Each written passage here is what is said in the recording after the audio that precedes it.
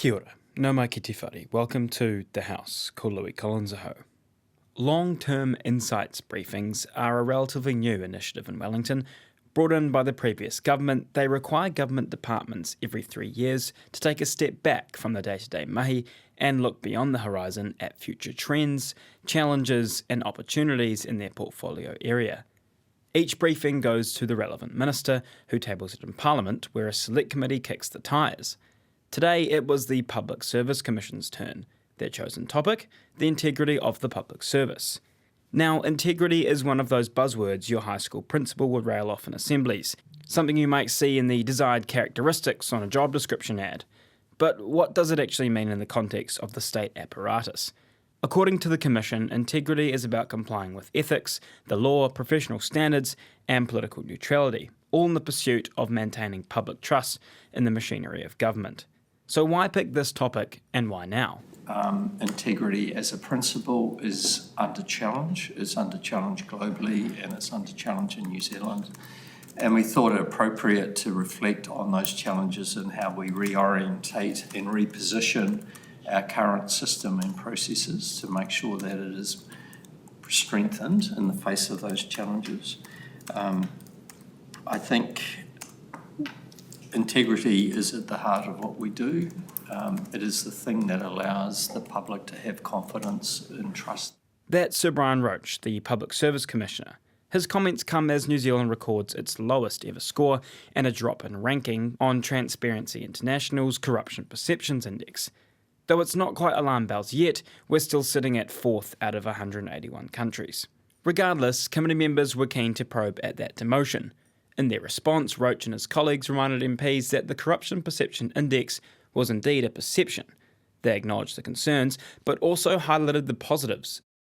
The difficulty with the Transparency International rankings is, rather ironically, that they're not that transparent about the methodology and the index.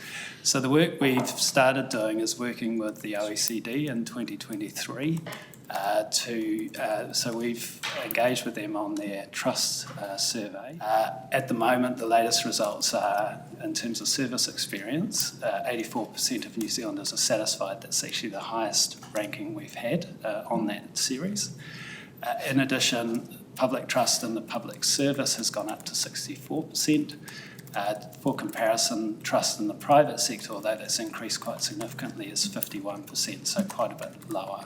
The Governance and Administration Committee's scrutiny of the Commission comes as the House debates the Public Service Amendment Bill, legislation that's proven contentious on several fronts. First, regarding proposed changes to DEI settings and appointment processes. Second, tweaks to the language around political neutrality.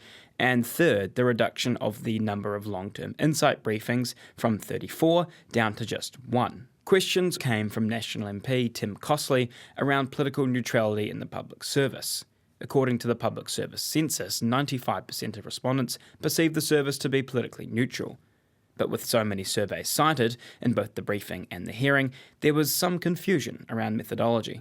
If the target's 100% and 95% are self-identifying that they're there, that means 5% are self-identifying they're not, which means it's probably 10% that actually aren't, right? Because most people, I'm kind of shocked that even 5% are willing to go, yeah, I'm not politically. So it's understand the concept of political neutrality, not whether not discharge. So you could have... So 5% don't even understand the concept. 100% of public servants would say that they are politically neutral. I believe that. But in the survey, it was suggested that not all people believe it to be true. That they understand what it means to be politically neutral.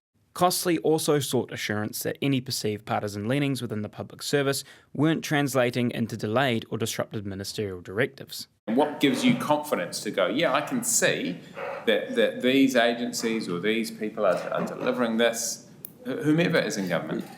Well, I mean, it comes back to as I said, the CE and ministerial relationship.